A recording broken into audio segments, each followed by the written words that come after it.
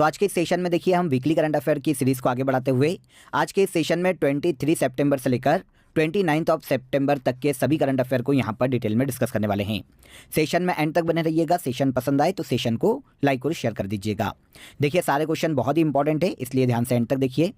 सबसे पहला क्वेश्चन देखिए वीकली करंट अफेयर का, ग्लोबल इनोवेशन इंडेक्स 2024 में भारत ने निम्नलिखित में से कौन सी रैंक हासिल की है। तो ग्लोबल इनोवेशन इंडेक्स की यहाँ पर बात करें, कैजुअली आपको पता होना चाहिए कि किसी भी देश में इनोवेशन कितने ज़्यादा हो रहे हैं, वहाँ की इनोवेशन के लिए पॉलिसीज़ किसी गवर्नमेंट की कितनी अच्छी है और क्रिएटिव आइडियाज़ लोगों के पास कितने ज़्यादा हैं। इस आधार पर ग्लोबल इनोवेशन इंडेक्स जारी किया जाता है वर्ल्ड इंटेलेक्चुअल प्रॉपर्टी ऑर्गेनाइजेशन के द्वारा। तो कौन जारी करता है ये भी याद रखिएगा, वर्ल्ड इंटेलेक्चुअल प्रॉपर्टी ऑर्गेनाइजेशन। इसने देखिए हाल ही में ग्लोबल इनोवेशन इंडेक्स 2024 को जारी किया, जिसमें भारत को रैंक दी गई है 39। आंसर हो जाएगा आंसर सी। लास्ट ईयर 2023 में जब ये इंडेक्स आया था तब भारत को इस इंडेक्स में रैंक दी गई थी 40, मतलब भारत की एक रैंक का यहाँ पर सुधार हुआ है इनोवेशन के मामले में। ऑल ओवर कितने देश काउंट किए गए थे इनकी बात करें तो टोटल 133 देशों को यहाँ पर काउंट किया गया था। 133 कंट्रीज़ में इंडिया को 39th रैंक पर रखा गया। इस इंडेक्स में पहले स्थान पर स्विट्जरलैंड को रखा गया, यूरोप का देश है। सेकेंड पर स्वीडन और थर्ड पर रखा गया है अमेरिका को। तो ग्लोबल इनोवेशन इंडेक्स 2024 में भारत को 39th रैंक दी गई है। आगे आ जाइए, जापान के नए प्रधानमंत्री के रूप में किसे चुना गया। तो हाल ही में जापान के नए पीएम के रूप में चुना गया है शिगेरू इशिबा को। आंसर डी यहाँ पर करेक्ट हो जाएगा। क्वेश्चन इंपॉर्टेंट है, आपको ये नोट करना चाहिए। जापान में लिबरल डेमोक्रेटिक पार्टी के नेता हैं शिगेरू इशिबा, जिन्हें हाल ही में जापान का नया पीएम नियुक्त किया गया। इनके पहले अभी तक जापान के पीएम के पद पर फूमियो किशिदा थे। इनका स्थान लिया है शिगेरू इशिबा ने, जो कि जुलाई 2025 तक अपने पद पर बने रहने वाले हैं। ओके, तो इस फैक्ट को भी याद रखिएगा, इंपॉर्टेंट है। जापान के नए पीएम कौन? Shigeru Ishiba. नेक्स्ट देखिए, क्वाड शिखर सम्मेलन 2024 का आयोजन कहाँ किया गया। तो 2024 में क्वाड शिखर सम्मेलन का आयोजन किया गया है अमेरिका में। आपको यहाँ पर पता होना चाहिए कि 2024 में क्वाड शिखर सम्मेलन का आयोजन तो इंडिया में किया जाना था, लेकिन जो बाइडेन, क्योंकि अमेरिका में प्रेसिडेंट इलेक्शन है तो जो बाइडेन इंडिया नहीं आ सकते थे, तो इंडिया से इन्होंने रिक्वेस्ट की और इनकी रिक्वेस्ट पर इंडिया ने अपनी जो मेज़बानी है 2024 की क्वाड शिखर सम्मेलन की, ये अमेरिका को सौंप दी थी। तो 2024 में हाल ही में क्वाड शिखर सम्मेलन अमेरिका के डेलावेयर में आयोजित किया गया। अमेरिकी प्रेसिडेंट जो बाइडेन, ऑस्ट्रेलिया के पीएम एंथनी अल्बनीज़, जापानी पीएम फूमियो किशिदा और भारत के पीएम नरेंद्र मोदी ने इस क्वाड शिखर सम्मेलन में पार्टिसिपेट किया है। इंडो पैसिफिक क्षेत्र में सिक्योरिटी और पीस को लेकर यहाँ पर चर्चा की गई। क्वाड के बारे में आप सभी जानते हैं, 2007 में क्वाड की स्थापना की गई थी, इसे नोट कीजिएगा। 2007 में क्वाड की स्थापना की गई थी। 4 देशों का एक संगठन है जो कि इंडो पैसिफिक ओशियन क्षेत्र में सुरक्षा के लिए मिलकर काम करता है। 2024 में इसके शिखर सम्मेलन का आयोजन अमेरिका में किया गया। अब 2025 में इसका जो शिखर सम्मेलन है यह आयोजित किया जाएगा इंडिया में। तो यहाँ पर डन हो जाता है कि 2025 में क्वाड शिखर सम्मेलन इंडिया में आयोजित किया जाएगा और 2024 में अभी अमेरिका में आयोजित किया गया। मिस इंडिया वर्ल्ड वाइड 2024 का खिताब किसने जीता। पहले हमें यहाँ पर यह पता होना चाहिए कि मिस इंडिया वर्ल्ड वाइड प्रतियोगिता एक्चुअल में है क्या। तो अगर हम मिस इंडिया वर्ल्ड वाइड प्रतियोगिता की बात करें तो देखिए पूरे वर्ल्ड में जो इंडियन मूल की जो महिलाएं हैं वो पार्टिसिपेट करती है मिस इंडिया वर्ल्ड वाइड में। हाल ही में इसका 31वां एडिशन आयोजित किया गया था। 31वें एडिशन का आयोजन किया गया अमेरिका के न्यू जर्सी में। यहाँ पर अमेरिका की रहने वाली भारतीय मूल की कंप्यूटर इंफॉर्मेशन सिस्टम की छात्रा है ध्रुवी पटेल, जिन्हें हाल ही में मिस इंडिया वर्ल्ड वाइड 2024 के रूप में चुना गया है। तो मिस इंडिया वर्ल्ड वाइड 2024 का खिताब किसने जीता? ध्रुवी पटेल। यहाँ पर देखिए एक टीन कैटेगरी भी होती है जिसमें ग्वाडेलोप की सियरा सुरेट, जो कि भारतीय मूल की है, इन्होंने miss tin India world wide का खिताब जीता है। अंतर्राष्ट्रीय सौंदर्य प्रतियोगिता है मिस इंडिया वर्ल्ड वाइड, जिसका खिताब 2024 में ध्रुवी पटेल ने अपने नाम किया। कहाँ की रहने वाली है? अमेरिका की। 6th राज्य खाद्य सुरक्षा सूचकांक में कौन सा राज्य पहले स्थान पर रहा। तो 6th state food security index में पहले स्थान पर रहा है दक्षिण भारतीय राज्य केरला। आपने फसाई का नाम सुना होगा, food safety and standard authority of India, फसाई के नाम से जाना जाता है। इसने 6th state food security index को हाल ही में जारी किया है। 2024 में इस इंडेक्स में केरला को पहले स्थान पर रखा गया। फूड सेफ्टी के मामले में आपको पता होना चाहिए कि किस राज्य में फूड सेफ्टी सबसे ज़्यादा है, राज्य की पॉलिसीज़ फूड सेफ्टी के लिए कितनी अच्छी है, कौन कितना अच्छा काम कर रहा है ऑल ओवर, इस आधार पर फूड सेफ्टी इंडेक्स में रैंक दी जाती है। तो सिक्स्थ स्टेट फूड सिक्योरिटी या सेफ्टी इंडेक्स में पहले स्थान पर केरला को रखा गया। सेकेंड पर इस इंडेक्स में दूसरे स्थान पर तमिलनाडु है और थर्ड पर रखा गया है जम्मू कश्मीर यूनियन टेरिटरी को। वैसे यहाँ पर इंटरेस्टिंग फैक्ट ये है कि sixth state food security index में केरला लगातार दूसरे साल पहले स्थान पर रहा। यह इंडेक्स 2018-19 से शुरू किया गया फसाई के द्वारा 5 अलग अलग पैरामीटर्स पर नापा जाता है जो कि ऑल ओवर फूड सेफ्टी से ही रिलेटेड है। तो कौन सा राज्य पहले स्थान पर रहा स्टेट फूड सिक्योरिटी इंडेक्स में? केरला। हाल ही में 19वें दिव्य कला मेले का इनॉग्रेशन कहाँ किया गया? 19वें दिव्य कला मेले का इनॉग्रेशन किया गया है आंध्र प्रदेश के विशाखापट्टनम में। देखिए, दिव्य कला मेले का जो आयोजन है ministry of social justice and empowerment के तहत दिव्यांगजन सशक्तिकरण विभाग के द्वारा हर साल किया जाता है। जितने भी दिव्यांग हैं उनकी कला को, आर्ट को, शिल्प कौशल को प्रदर्शित करना और उनके जो क्रिएटिविटी है, जो शिल्प कौशल है या कला है, उनको पहचान दिलवाना राष्ट्रीय या अंतर्राष्ट्रीय स्तर पर। यह मुख्य उद्देश्य होता है दिव्य कला मेले का। इस साल 19वें दिव्य कला मेले का इनॉग्रेशन हाल ही में आंध्र प्रदेश के विशाखापट्टनम में किया गया। आंध्र प्रदेश के जो राज्यपाल हैं एस अब्दुल नज़ीर, इन्होंने इनॉग्रेशन किया था 19वें दिव्य कला मेले का। आगे बढ़िए। निम्न में से किसे इंटरनेशनल एटॉमिक एनर्जी एजेंसी के 68th जनरल कॉन्फ्रेंस का अध्यक्ष चुना गया? इंटरनेशनल एटॉमिक एनर्जी एजेंसी के 68th जनरल कॉन्फ्रेंस का अध्यक्ष सांग वुक हाम को चुना गया। सांग वुक हाम दक्षिण कोरिया के रहने वाले हैं जिन्हें इंटरनेशनल एटॉमिक एनर्जी के 68th जनरल कॉन्फ्रेंस का अध्यक्ष चुना गया। ये जो कॉन्फ्रेंस है normally international atomic energy agency के द्वारा आयोजित की जाती है। परमाणु ऊर्जा के क्षेत्र में सहयोग को स्थापित करना और अंतर्राष्ट्रीय स्तर पर एटॉमिक एनर्जी के फेयर यूज़ को प्रमोट करना इंटरनेशनल एटॉमिक एनर्जी एजेंसी का मुख्य उद्देश्य है। इसकी स्थापना 1957 में की गई थी और ऑस्ट्रिया के वीना में इसका हेडक्वार्टर देखने को मिलता है। मारियानो ग्रोसी वर्तमान में, जो कि अर्जेंटीना के हैं, इसके अध्यक्ष के पद पर हैं। हाल ही में 68th जनरल कॉन्फ्रेंस का आयोजन किया गया जिसकी अध्यक्षता सांग वुक हाम के द्वारा की गई। इसके बाद किस टीम ने घरेलू क्रिकेट प्रतियोगिता दिलीप ट्रॉफी 2024 का खिताब जीता है? तो घरेलू क्रिकेट प्रतियोगिता दिलीप ट्रॉफी 2024 का खिताब इंडिया ए टीम ने अपने नाम किया। देखिए, दिलीप ट्रॉफी के बारे में आपको कैजुअल फैक्ट बता देता हूँ। इस साल दिलीप ट्रॉफी के फॉर्मेट में थोड़ा सा चेंज किया गया था। 6 टीमें हिस्सा लेती है। नॉर्मली क्रिकेट टूर्नामेंट है भारत का डोमेस्टिक, लेकिन इस साल 4 टीमों ने ही पार्टिसिपेट किया। इंडिया ए, इंडिया बी, इंडिया सी और इंडिया डी। अब 2024 में जो दिलीप ट्रॉफी का फाइनल खेला गया उसमें इंडिया ए ने इंडिया सी को हराकर ये खिताब अपने नाम किया। तो दिलीप ट्रॉफी 2024 में विनर हो जाती है इंडिया ए और रनर अप हो जाती है इंडिया सी। नेक्स्ट, सितंबर 2024 में निम्नलिखित में से किसे श्रीलंका का नवा राष्ट्रपति चुना गया? तो सितंबर 2024 में श्रीलंका के नवे प्रेसिडेंट के रूप में नियुक्त किया गया है अनुरा कुमारा दिसानायके को। आंसर सी करेक्ट हो जाएगा। नेशनल पीपुल्स पावर पार्टी के नेता हैं अनुरा कुमारा दिसानायके, जो कि श्रीलंका के नवे प्रेसिडेंट के रूप में हाल ही में चुने गए। अनुरा कुमारा दिसानायके ने प्रेसिडेंट इलेक्शन में अपने अपोनेंट साजिद प्रेमदासा को हराया है और श्रीलंका के नवे प्रेसिडेंट के रूप में हाल ही में नियुक्त किए गए। श्रीलंका के इतिहास में देखिए पहली बार है कि दूसरे दौर की मतगणना से प्रेसिडेंट इलेक्शन का रिजल्ट आया है। कभी ऐसा होता नहीं है, पहले ही दौर में प्रेसिडेंट डिक्लेयर हो जाता है, लेकिन पहली बार दूसरे दौर तक काउंटिंग को ले जाया गया। श्रीलंका की कैजुअली बात करें तो ये भारत के दक्षिण में एक द्वीपीय देश है। इसकी कैपिटल कोलंबो है, लेकिन प्रशासनिक राजधानी जयवर्धनेपुरम को यूज़ किया जाता है। अनुरा कुमारा दिसानायके श्रीलंका के हाल ही में नवे प्रेसिडेंट के रूप में नियुक्त किए गए। मिस यूनिवर्स इंडिया 2024 का खिताब किसने जीता? देखिए, 2024 में मिस यूनिवर्स इंडिया का आयोजन किया गया था राजस्थान के जयपुर में। इस प्रतियोगिता में गुजरात की रिया सिंघा ने मिस यूनिवर्स इंडिया 2024 का खिताब जीता है। मिस यूनिवर्स इंडिया 2024 का खिताब जीतने के बाद अब मिस यूनिवर्स, जो कि पूरे वर्ल्ड के लिए होता है, उसमें भारत की ओर से ये भारत का प्रतिनिधित्व करेगी। यहाँ पर यह भी याद रखिएगा कि ये भारत के गुजरात राज्य की रहने वाली है। नेक्स्ट क्वेश्चन, ऑस्कर 2025 में भारत की ओर से किस फिल्म को ऑफिशियल एंट्री दी गई? तो ऑस्कर 2025 में भारत की ओर से ऑफिशियली एंट्री दी गई है लापता लेडीज़ को। बॉलीवुड मूवी लापता लेडीज़ ऑस्कर 2025 के लिए भेजी जाएगी।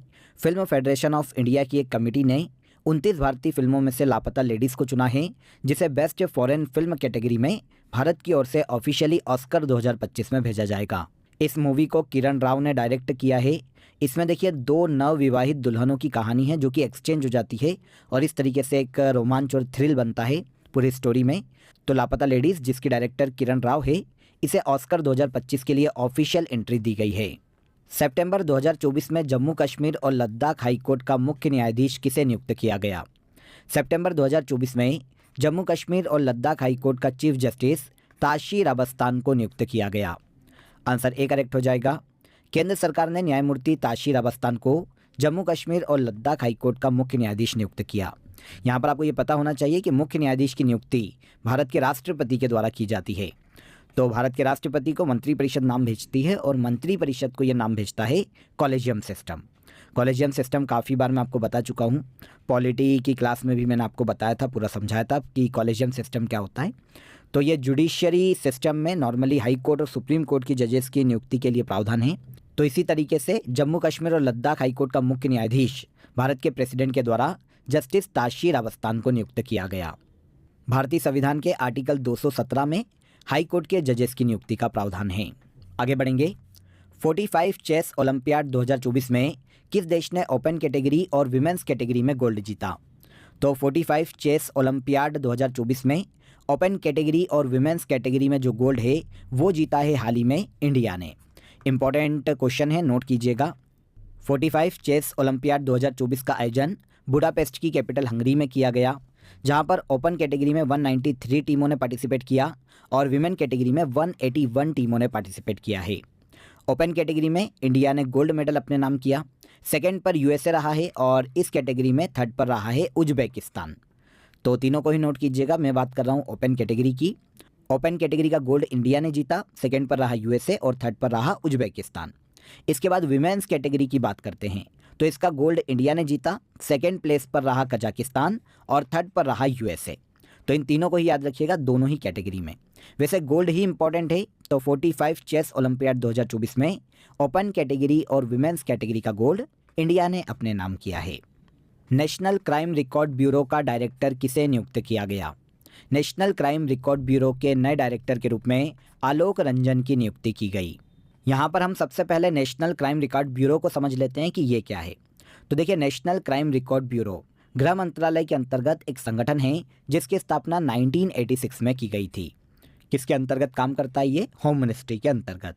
देश में क्राइम का डेटा रखना, क्रिमिनल्स का डेटा रखना और इसके अलावा इस डेटा को मैनेज करना, एनालिसिस करना, ये सारा काम नेशनल क्राइम रिकॉर्ड ब्यूरो का होता है। Alok Ranjan National Crime Record Bureau के नए डायरेक्टर के रूप में हाल ही में अपॉइंट किए गए, जो कि एक आईपीएस अधिकारी हैं। 1991 बैच के आईपीएस अधिकारी हैं आलोक रंजन। डायरेक्टर के रूप में इनका जो कार्यकाल है ये 30 जून 2026 तक रहने वाला है। ठीक है, तो इस फैक्ट को भी नॉर्मली नोट कर लीजिएगा, पूछा जा सकता है। निम्न में से किस अभिनेता को गिनीज वर्ल्ड रिकॉर्ड्स द्वारा भारतीय फिल्म उद्योग में बेस्ट एक्टर के पुरस्कार से सम्मानित किया गया? तो भारतीय फिल्म उद्योग में बेस्ट एक्टर के अवार्ड से सम्मानित किया गया है चिरंजीवी को। जानते कौन है? इमेज देखेंगे तो आप पहचान जाएंगे, साउथ के एक्टर हैं चिरंजीवी। चिरंजीवी को गिनीज वर्ल्ड रिकॉर्ड्स द्वारा भारतीय फिल्म उद्योग में बेस्ट एक्टर के पुरस्कार से सम्मानित किया गया। 45 साल के करियर में इन्होंने देखिए 156 फिल्मों में काम किया है, 537 गानों में 24,000 से ज़्यादा इन्होंने डांस मूव किए हैं। तो बहुत ही इंटरेस्टिंग सा इनके नाम पर एक रिकॉर्ड है, जिसके कारण गिनीज वर्ल्ड रिकॉर्ड्स द्वारा भारतीय फिल्म उद्योग में बेस्ट एक्टर का अवार्ड चिरंजीवी को दिया गया। वैसे चिरंजीवी को 2024 में इसी साल पद्म विभूषण से सम्मानित किया गया है और इसके पहले 2006 में पद्म भूषण भी चिरंजीवी को दिया गया था। सितंबर 2024 में किसे ब्रिटेन की संसद हाउस ऑफ लॉर्ड्स में ग्लोबल प्रेस्टीज अवार्ड से सम्मानित किया गया? तो सितंबर 2024 में ब्रिटेन की संसद हाउस ऑफ लॉर्ड्स में ग्लोबल प्रेस्टीज अवार्ड से सम्मानित किया गया विनोद बच्चन को। विनोद बच्चन को यह पुरस्कार भारतीय फिल्म उद्योग में उनके आउटस्टैंडिंग कंट्रीब्यूशन के लिए दिया गया है। तनु वेट्स मनु, जिला गाजियाबाद, गिन्नी वेट्स सनी, शादी में जरूर आना, ये सारी मूवीज़ आपने देखी होगी। इसके डायरेक्टर विनोद बच्चन ही है। तो ब्रिटेन की पार्लियामेंट हाउस ऑफ लॉर्ड्स में इन्हें ग्लोबल प्रेस्टीज अवार्ड से सम्मानित किया गया। आगे आइए, महाराष्ट्र के पुणे अंतर्राष्ट्रीय हवाई अड्डे का नाम बदलकर क्या किया जाएगा? महाराष्ट्र के पुणे इंटरनेशनल एयरपोर्ट का नाम बदलकर जगत गुरु संत तुकाराम महाराज इंटरनेशनल एयरपोर्ट किया जाएगा। महाराष्ट्र के जो मंत्रिमंडल है, जो कैबिनेट है, उसने पुणे इंटरनेशनल एयरपोर्ट का नाम बदलकर जगत गुरु संत तुकाराम महाराज इंटरनेशनल एयरपोर्ट किए जाने के प्रस्ताव को मंजूरी दी। यह प्रस्ताव केंद्र सरकार के पास भेजा गया है। जैसे ही सेंट्रल गवर्नमेंट मंजूरी दे देगी, पुणे इंटरनेशनल एयरपोर्ट का नाम बदलकर जगत गुरु संत तुकाराम महाराज इंटरनेशनल एयरपोर्ट कर दिया जाएगा। ये 17वीं शताब्दी के महाराष्ट्र के एक महान संत, कवि और समाज सुधारक हैं, संत तुकाराम। काफ़ी संत समाज में काफ़ी पूजा जाता है ना। स्पेशली विट्ठल भगवान के ये मान सकते हैं कि भक्त हैं संत तुकाराम, जिनके नाम पर जगत गुरु संत तुकाराम महाराज इंटरनेशनल एयरपोर्ट नाम किया जाएगा, पुणे इंटरनेशनल एयरपोर्ट का। 25वें आईफा अवार्ड समारोह का आयोजन किस स्थान पर किया जाएगा? 25वें आईफा अवार्ड समारोह का आयोजन किया जाएगा राजस्थान के जयपुर में। ये दूसरी बार है जब इंडिया में आईफा अवार्ड आयोजित किए जा रहे हैं, क्योंकि 2019 में भी आईफा अवार्ड का आयोजन मुंबई में किया गया था। 2024 में इस साल आईफा अवार्ड अबू धाबी में आयोजित किए जा रहे हैं और 25वें आईफा अवार्ड अब 2025 में राजस्थान के जयपुर में आयोजित किए जाएंगे। आगे आइए, सितंबर 2024 में श्रीलंका का प्रधानमंत्री किसे नियुक्त किया गया? सितंबर 2024 में श्रीलंका के नए पीएम के रूप में नियुक्त की गई हरिनी अमरसूरिया। वैसे अभी मैंने आपको श्रीलंका के प्रेसिडेंट के बारे में भी बताया। अनुराकुमारा दिसानायके श्रीलंका के प्रेसिडेंट बने हैं और हरिनी अमरसूरिया को प्रेसिडेंट अनुराकुमारा दिसानायके ने ही अपने प्रधानमंत्री पद की शपथ दिलवाई है। तो हरिनी अमरसूरिया श्रीलंका की नई प्रधानमंत्री नियुक्त की गई। आपको यहाँ पर ये एक इंटरेस्टिंग फैक्ट पता होना चाहिए कि पूरी दुनिया में पहली महिला प्रधानमंत्री श्रीलंका की ही थी, श्रीमाओ भंडारनायके, जो कि 1960 में श्रीलंका की पीएम बनी थी।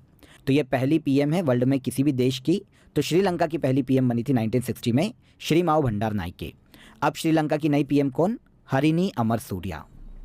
लोवी इंस्टीट्यूट के एशिया पावर इंडेक्स 2024 में भारत की रैंक क्या है? तो लोवी इंस्टीट्यूट के एशिया पावर इंडेक्स में इंडिया की रैंक की बात करें तो ये वर्तमान में इंडिया की रैंक है 3rd। देखिए, ये जो इंडेक्स है, एशिया में ऐसे देश जो कि पावरफुल हैं, किस आधार पर? तो जिनकी सैन्य क्षमता बहुत शानदार हो, जिनकी इकोनॉमी बहुत ही अच्छी ग्रोथ कर रही हो, इसके अलावा जो डेवलपमेंट में सबसे आगे हो, तो इस आधार पर all over Asia power index तैयार किया जाता है। अब लोवी इंस्टीट्यूट की बात करें तो ये एशिया का एक थिंक टैंक है।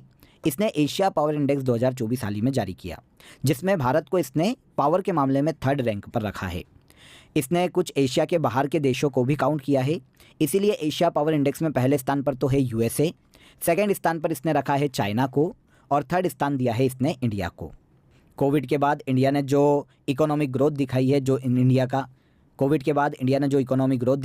इंडिया का पोटेंशियल है, उसके आधार पर एशिया पावर इंडेक्स 2024 तैयार किया गया और भारत को लोवी इंस्टीट्यूट ने अपने इस इंडेक्स में 3rd रैंक पर रखा है। आगे बढ़िए, क्वाड देशों ने कैंसर मूनशॉट पहल किस उद्देश्य से शुरू की? तो कैंसर मूनशॉट इनिशिएटिव, पहले तो ये समझिए कि इसे क्वाड के द्वारा शुरू किया गया है। हिंद प्रशांत क्षेत्र में कैंसर के बोझ को कम करने के लिए इस इनिशिएटिव की शुरुआत की गई क्वाड के द्वारा।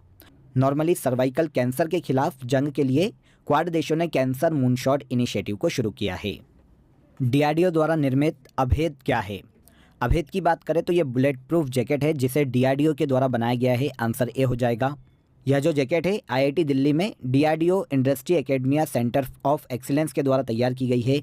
नॉर्मली देखिए 8.2 किलोग्राम से लेकर 9.5 किलो तक इसका वजन देखने को मिलता है। अब स्पेशली इसे बुलेट प्रूफ जैकेट के रूप में निर्मित किया गया है और नाम दिया गया है अभेद। तो डीआरडीओ ने अभेद का हाल ही में परीक्षण किया। क्या है ये? बुलेट प्रूफ जैकेट है। आगे, विश्व पर्यटन दिवस 2024 की थीम क्या है? पहले यहाँ पर हमको ये पता होना चाहिए कि वर्ल्ड टूरिज्म डे मनाया कब जाता है। पूरे वर्ल्ड में देखिए वर्ल्ड टूरिज्म डे के रूप में 27 सितंबर को ऑब्जर्व किया जाता है। 2024 में वर्ल्ड टूरिज्म डे की थीम की बात करें तो टूरिज्म एंड पीस 2024 में वर्ल्ड टूरिज्म डे की थीम है। United Nation World Tourism Organization के द्वारा 1980 में सबसे पहली बार ये डे मनाया गया था 27 सितंबर को। दुनिया भर में पर्यटन के इम्पोर्टेंस को बताना, पूरे वर्ल्ड को टूरिज्म के प्रति जागरूक करना कि भाई किसी भी देश की सामाजिक, सांस्कृतिक और राजनीतिक आर्थिक उन्नति में टूरिज्म का बहुत ही योगदान होता है। इसीलिए वर्ल्ड टूरिज्म डे मनाया जाता है 27 सितंबर को। टूरिज्म एंड पीस इसकी थीम है 2024 में। आवास अधिकार पाने वाली भारत की 6वीं पीवीटीजीस कौन है? तो पर्यावास अधिकार पाने वाली भारत की 6वीं पीवीटीजीस की बात करें, पर्टिकुलर वल्नरेबल ट्राइबल ग्रुप की बात करें तो यह है मांकेडिया समुदाय। मांकेडिया समुदाय भारत के ओडिशा राज्य से बिलोंग करता है। ओडिशा में पाया जाता है, जो कि भारत की 6वीं पीवीटीजीस बनी है जिन्हें पुनर्वास अधिकार दिया गया है। इसके बाद वीकली करंट अफेयर का सबसे लास्ट क्वेश्चन देखिए। प्रधानमंत्री नरेंद्र मोदी ने परम रुद्र सुपर कंप्यूटर को लॉन्च किया। परम रुद्र सुपर कंप्यूटर को किस मिशन के तहत बनाया गया? तो परम रुद्र सुपर कंप्यूटर की बात करें तो इसे नेशनल सुपर कंप्यूटिंग मिशन के तहत बनाया गया है। 26 सितंबर 2024 को भारत के पीएम नरेंद्र मोदी ने वीडियो कॉन्फ्रेंसिंग के माध्यम से 3 परम रुद्र सुपर कंप्यूटर लॉन्च किए। यह सुपर कंप्यूटर भारत के पहले सुपर कंप्यूटर परम 8000 की सीरीज़ है, जिसे 1991 में विकसित किया गया था। अब परम 8000 सीरीज़ के नए कंप्यूटर, जिन्हें परम रुद्र सुपर कंप्यूटर नाम दिया गया, इन्हें लॉन्च किया है भारत के पीएम नरेंद्र मोदी ने, जो कि नेशनल सुपर कंप्यूटिंग मिशन के तहत बनाए गए। क्लियर? तो यहाँ पर देखिए हमने 23 से लेकर 29 सितंबर के सभी करंट अफेयर को, जो कि इंपॉर्टेंट है, यहाँ पर डिटेल में डिस्कस किया है। आई होप आपको सेशन पसंद आया होगा। वीडियो पसंद आया हो तो वीडियो को लाइक और शेयर कर दीजिए, चैनल को सब्सक्राइब कर लीजिए। फिर मुलाकात करेंगे नेक्स्ट वीडियो में, तब तक अपना ख्याल रखिएगा। जय हिंद, जय